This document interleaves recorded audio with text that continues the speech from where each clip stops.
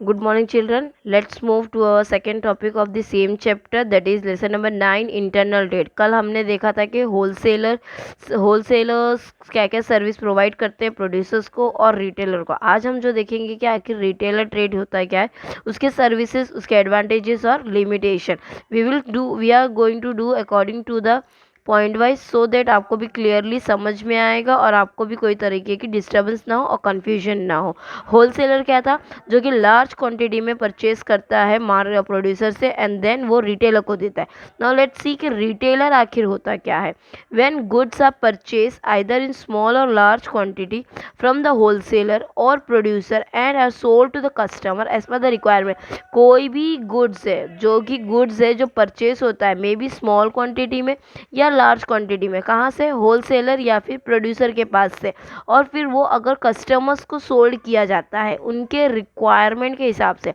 तो उसे हम कहते हैं रिटेलर ट्रेड। ओके, मीनिंग आपको क्लियरली समझ में आ रहा है children. When goods are purchase either in small, भले ही छोटी क्वांटिटी में या बड़ी क्वांटिटी में अगर खरीद रहे हैं होलसेलर के पास से या फिर प्रोड्यूसर के पास से, और फिर वो कस्टमर को बेचा जा रहा है अकॉर्डिंग टू उसके रिक्वायरमेंट, तो उसे हम बोलते हैं रिटेल सर्विस। अब हम बात करते हैं कि आखिर सर्विसेज होते क्या है, रिटेलर्स की सर्विसेज क्या होती है। तो अगर हम सबसे पहले बात करें तो service of retailer to wholesaler and producer, wholesaler और प्रोड्यूसर्स को क्या क्या सर्विस है retailer. Information about the market, the retailer understand the demand, retailer क्या है, जो शॉपकीपर होता है वो समझने की कोशिश करता है कि आखिर आज कस्टमर को क्या चाहिए, कस्टमर का टेस्ट क्या है, कस्टमर क्या प्रेफरेंस करते हैं। He as he is in direct contact, अब डायरेक्ट कॉन्टैक्ट है क्योंकि हम डायरेक्टली दुकान जाके ले रहे, होलसेल या प्रोड्यूसर फैक्ट्री तो जाते नहीं है, तो इसलिए उसे हमारे बारे में पूरा इन्फॉर्मेशन होता है कि मार्केट में आखिर किस चीज़ की ज़्यादा ज़रूरत है, तो वो उसके रिलेटेड काम करता है। Help in advertisement, retailer advertise the product and wholesaler by placing their sign board pamphlet sample at his premises. Retailer क्या करता है, अपने शॉप या अपने उस सामान का advertise the producer and the wholesaler, वो प्रोड्यूसर और होलसेलर का एडवर्टाइज करता है, मे बी कोई पेपर छाप के, एडवर्टाइजमेंट करके, साइन बोर्ड लगा के, उससे। Increase in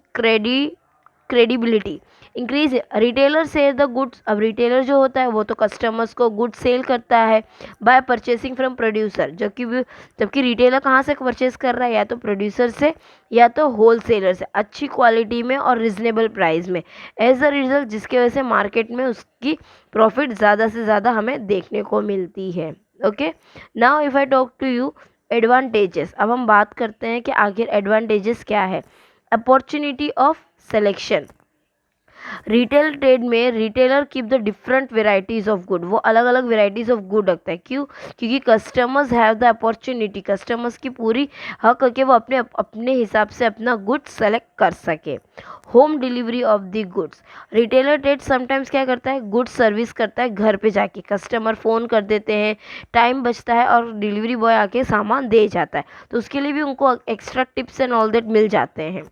रिड्रेसर to the complain of the customer, retailer in retail जो भी कंप्लेन होती है गुड्स के रिलेटेड कस्टमर्स के, वो रिसीव करता है, फिर वही रिटेलर होलसेलर को कन्वे करता है या फिर प्रोड्यूसर को, एंड फिर उसके बाद क्विक जो भी कंप्लेन है उसके रिलेटेड एक्शन लिया जाता है, ताकि उनकी मार्केट में कोई तरीके से नाम खराब ना हो और उनकी भी प्रेस्टीज खराब ना हो। फिर उसके बाद आता है children sale on credit to the customer, फिर क्या है children, sale on credit to the customer, retailer क्या करता है, डायरेक्ट कांटेक्ट करता है कस्टमर से, ताकि क्योंकि वो उनसे अवेयर होता है, उनके पैसे की प्रॉब्लम, उनकी स्टेटस को जानता है, तो डायरेक्टली वो उनके साथ कांटेक्ट करके एज पर उनके रिक्वायरमेंट उनको सामान दे देता है। फिर after the sale service, retailer क्या करता है, जो भी ट्रेड हो गया है सर्विस के बाद वो उसे जितनी भी जो भी रिपेयरिंग है, बैक है, जो भी अगर एक्सचेंज है, डैमेज है, वो सर्विसेज भी प्रोवाइड करते हैं। कभी कभी देखो दुकान पे हम जाते हैं ना, हम घर लेके जाते हैं, हमको अगर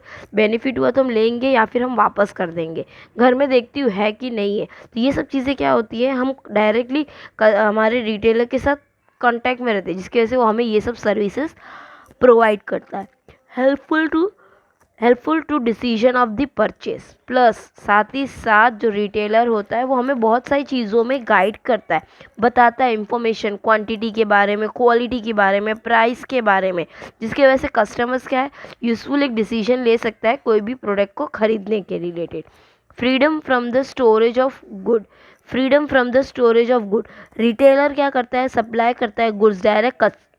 कस्टमर जब भी उनको ज़रूरत है, तो जिसके वजह से कस्टमर को आज़ादी रहती है कि उसे कोई भी सामान स्टोर करने की ज़रूरत नहीं है, जब उसे चाहिए रिटेलर प्रोवाइड कर देता है। Guidance to the customer, retailer बहुत अच्छे से गाइडेंस करता है प्रोडक्ट के बारे में, जो भी इंफॉर्मेशन है, फ्यूचर प्राइस क्या होने वाला है, उसकी प्रोडक्ट क्या है, मेथड क्या है, किस तरह से यूज़ करना है, सारी गाइडेंस कस्टमर्स को प्रोवाइड हो जाती है। तो दिस वेर द एडवांटेजेस। अब अगर हम बात करते हैं डिसएडवांटेजेस की, now if I talk to you the disadvantages, या फिर हम उसको बोलते हैं लिमिटेशन, जो दो चीज़ें, मोर कैपिटल इन्वेस्टमेंट, यहाँ पे trader in retail trade provide opportunity of selection to the customer, selection, customers को तो है बहुत सारी चॉइस, उन्हें जो खरीदना है, but for this he has to give various product of many product producer, लेकिन उस प्रोडक्ट को अलग अलग प्रोड्यूसर्स के अलग अलग ब्रांड का सेम प्रोडक्ट भी रखना पड़ेगा, क्यों, और उसके लिए उसे क्या चाहिए रहेगा, large amount of capital,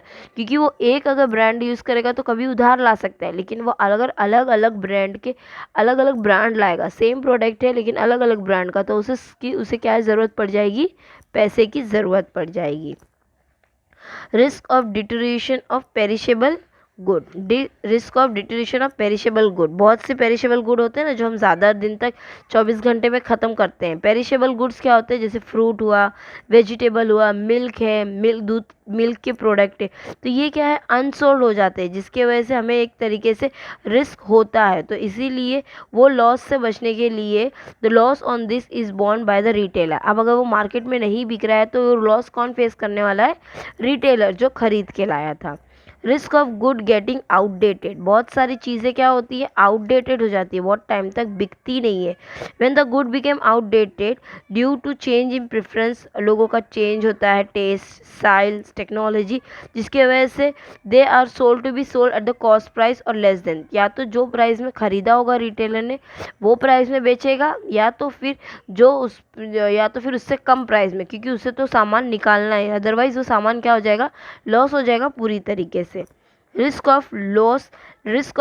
loss storage और फ्लक्चुएशन ऑफ द प्राइस, कभी कभी क्या हो जाता है, सामान ख़राब हो जाता है, या स्टोरेज ऑफ गुड, मतलब सामान स्टोर में रखा है ख़राब हो गया, कभी कभी उसकी प्राइस अचानकली हमने ख़रीदा था 10 रुपये में, लेकिन आज मार्केट में 8 रुपये में बिक रहा है, तो क्या हो गया, प्राइस ऊपर नीचे हो गया, जिसके वजह से भी हमें क्या फेस करना पड़ रहा है, एक लॉस है, तो वो भी एक तरीके से हमारा डिसएडवांटेज हो गया। फिर उसके बाद आता है चिल्ड्रन ब्लास्ट, क्या आता है children blast, some time trader in the retail trade does not sell the good of such producer toward whom he is a base, मतलब ऐसे लोगों के साथ जिनके साथ उनको लग सकता है कि रिस्क हो सकता है, तो बहुत टाइम क्या होता है, रिटेलर ये सब ऐसे लोगों की गुड्स नहीं खरीदता और ना ही वो मार्केट में उसे बेचता है। तो ऑलवेज चिल्ड्रन, हम जिसके साथ फैमिलियर है या जो मार्केट में जो प्रोडक्ट ज़्यादा बिक रहा है, जो ब्रांड का है, हमें वही चीज़ करनी चाहिए ताकि हमें लॉस ना हो सके। अदरवाइज़ अगर हम ध्यान से नहीं करेंगे तो ये सारे जितने भी पॉइंट्स हमें देखिए, ये सब हमारे